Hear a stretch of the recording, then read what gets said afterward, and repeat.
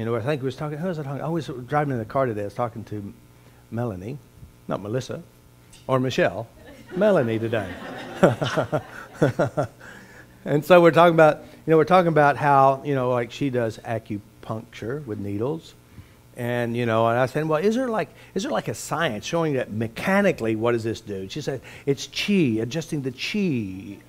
I said, but is there like science, like shows? You can't measure scientifically the chi. I said, for 3,000 years, there's got to be some kind of science reason why it really works. She said, you can't do that with chi. I mean, probably exaggerate a little bit. A little bit. And so what about Tai Chi? Who's this guy? Or Chai Tea. But anyway, so the point is that, and I said, well, we're talking about how the brain works, and it does work. I mean, I've had acupuncture done to me. I've had a lot of this stuff done, and it does work. There's points that you can put a needle in it. You can't move your arm anymore. So obviously there's some mechanical thing going on here. Right? So this is something I just said, well, what is it? And we talked about the models. And of course, I'm a modeler. I kind of see, okay, I got this pattern, I got this behavior, I see this and this, it equals something. There's something that drives it before that. And so I look at that, and that's the reason why I can elicit a strategy of a healing modality and say, this works, doesn't work. Why this works and why it doesn't work. And because a lot of these therapies are designed basically on the pre-talk, which is the pre-hypnosis of the system. Knowing how to work within that system, you can take my model and how anything works, and you can use walnut therapy. And this will actually, for some people, create a healing in it. Because if you look at a walnut, it actually is, the whole walnut basically is the shape of a brain. And this is a half of the brain. This actually is the left side of the brain. Now, if you take this walnut, and I've seen people do it before, that they had like memory problems. And I just merely said, I had a friend of mine who couldn't even remember names, for example. I always confuse people's names. John is Jill, Jill is John. And then I thought, well, why don't you try this therapy? Because one of my other friends, every time she ate a walnut, her memory started to sharpen. And she could remember like dates and times and what she had for breakfast 6 years ago. Are you following me? Now, by the way, as I'm talking, are you creating images and ideas inside your head? This is the pre-talk and hypnosis. The next thing you know, she goes out and buys a full bag of walnuts. She says, this stuff really works. Exactly, because see, acupressure, acupuncture, walnut therapy, and any other type of healing therapies do work because it's the pre-talk, which is the hypnosis of the system. That's called the placebo. The power of belief. When you start creating beliefs and you get people draw pictures inside their head and they start seeing results inside their mind, it doesn't matter what it is you use, it's going to work. I'm telling you, if you want bigger results, it is the pre-talk that makes it happen. Now, what even makes it better, as we watch Darren Brown, he draws out why it's more effective if you have a shot versus a color of a pill, or if you have reoccurring pill taking. And also, if you have a professional you can trust and like. By the way, if you go to Julia Shaw's stuff, she talks about how you can easily give people false memories if you use certain aspects and create this. So there's the power of the white coat syndrome. Would you just close that? The power of the white coat syndrome, the power of the reverend, the power of the presenter. All of this plays a role in the hypnosis. Now, we also call these people what we call the believers. The believers, they easily believe anything. And if they're really energy believers, these are the best ones. Because, if I'm a psychic, people go, well, I'm not a psychic. But let's say, for example, I can help you. And I get messages. And the messages aren't from me. They're actually from somewhere else. Now, if you're a believer, you're going to go, okay. Now, by the way, can you out-trump God? When I say God brought us together. And you'll say, well, you can't argue with God. Do you realize that? So if you have believers, and that's what a lot of people go to these psychics or these intuitive people, and they were what you call the believers, and they will believe whatever they say. And if they give a little bit of good information with a little bit of false information, they've got you sucked in. By the way, that is the Julia Shaw model how people are actually hypnotized to believe certain things. And some of these guys are cursing people with predictions. They're cursing people with predictions, and it's coming from their own emotional issues. And I've been around the healing modalities. I've been to the psychic fairs. I've watched and I've modeled these, and I see these things. And that's the crazy thing, is that some of these people do harm relationships. They do harm people, and they give people do things. And, you know, one of the, they will intuitively, like today, I may be really pissed off at Omar.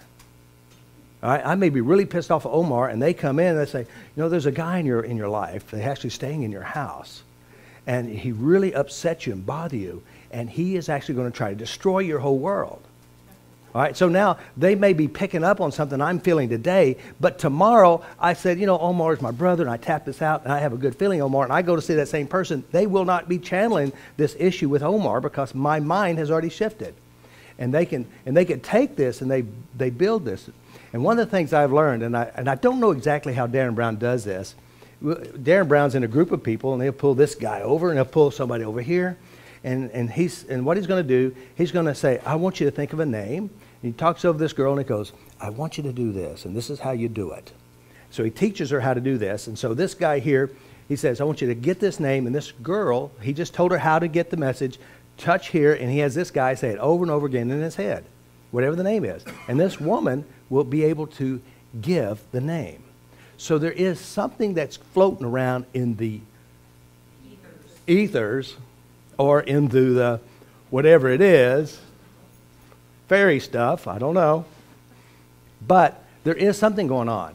But there is the weirdness too, because see, I can see people and I can notice behavioral patterns, and I can see, you know, Milton Erickson, a great conversational hypnotist, he can decode you by merely how you walk. He can say what kind of problems you are.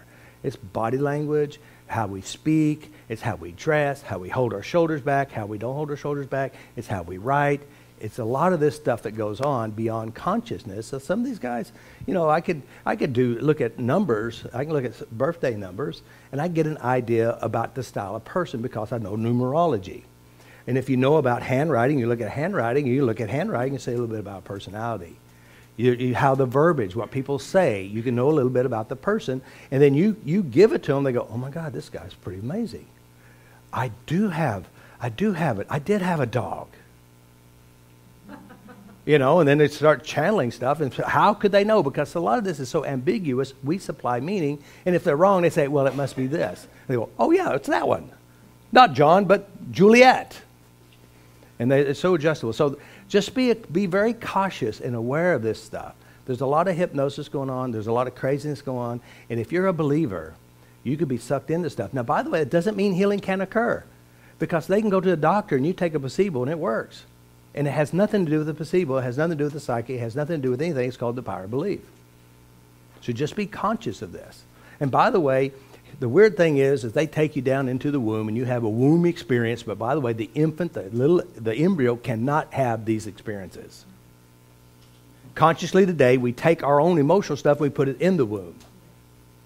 And if we change some of your emotional stuff today, when you go back to the womb again, all of a sudden that womb experience is totally different. So there is a weirdness to a lot of this hypnosis, and if they guide you in, and your brain creates a very imaginative past life experience, and you're one of the thieves on the cross with Jesus, how many of those other people have been the thieves with the cross of Jesus? There's been lots of them, a lot of Cleopatras, because the brain is metaphoric. So just be cautious and be aware of your languaging. Make sure your language is clean, and if people come to you with a past life, you say, I'm a past life expert.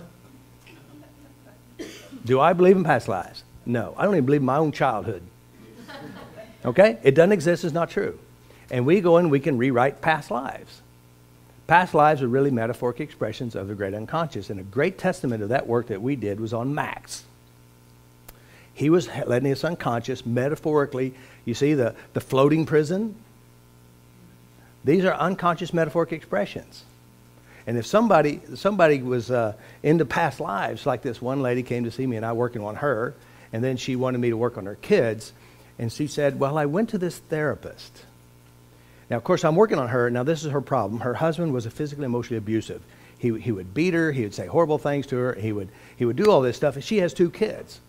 And she said, I went to a therapist and she was working on my kids, and she said that the reason why these kids don't like you and are mean to you is because of their past lives.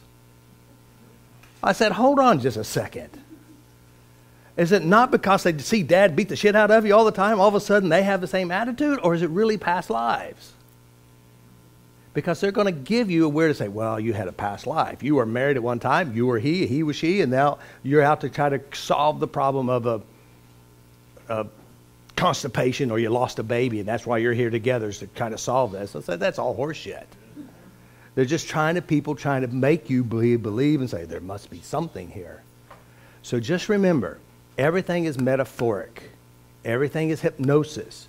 And your past life, which is this lifetime, does not exist. Neither does anything else except right now. And when you get this idea, then you can actually start working on yourself. Just realize everything's now, it's all about me. What my problem I have with you today is my problem because I have a problem of what I hold within me today. And if I tap on me and I change my reference, I may not have a problem with you anymore. Because who changed? Not you. Me. My issues with my parents have nothing to do with my parents now. You're not jacked up because of your parents. You're jacked up because how you hold and represent your parents inside you right now. Your parents didn't screw you up. Your parents gave you their best skill. So here's a point I want to make. Just remember, it is about you. It's how you represent things. It's how you see things. And when you change this, everything changes. But the cool thing is, you can go to your womb experience, which is not the real experience of the embryo. It's your modern day current issues today, and you're projecting on that womb, and you can clean that up too. It's not the real womb experience. The next thing you know, you'll be a womb therapist and helping people solve their womb issues, and that's the reason why you're jacked up, because of the womb experiences or the long labor and how you came out. So there's the weird story of all this. And by the way, everything is metaphoric. So when you think of your dad, you think of your mom, you think of the weather, you think of, here's a good one, Donald Trump. Think of Donald Trump. What's your response? Poor Donald isn't here to deal with you. Who's having this problem?